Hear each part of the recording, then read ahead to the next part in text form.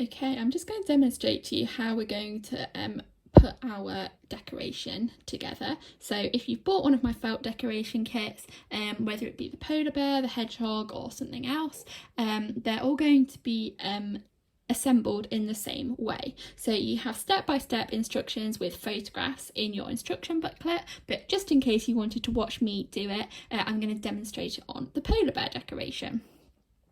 So what you want to do is you want to finish all your stitching. I haven't done mine yet, but just imagine that I have.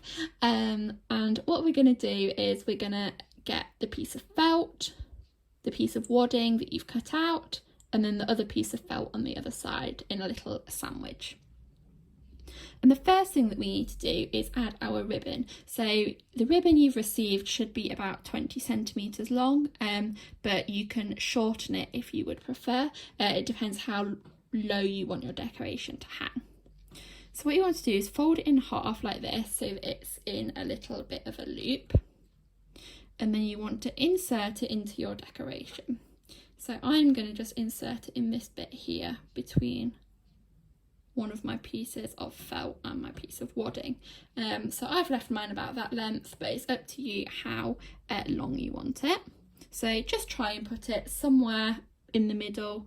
It doesn't really matter how far along it is. And then what you want to do is you want to grab your thread. So it should be 2 little strands of the stranded cotton in whatever colour it tells you to use in your instruction booklet, in your embroidery needle. And what we're going to do is we're just going to put a few straight stitches in to anchor this ribbon into the rest of the fabric. So I'm going to start here on the inside just to hide my knot inside the bear. And what we're going to do is we're just going to add a few little straight stitches that go all the way through every single piece of fabric, including the ribbon, and again come back up. So we're just going to create a few little stitches to anchor it in. They don't need to be super neat because the colour should be a pretty similar colour to the felt or the fabric that you are stitching on.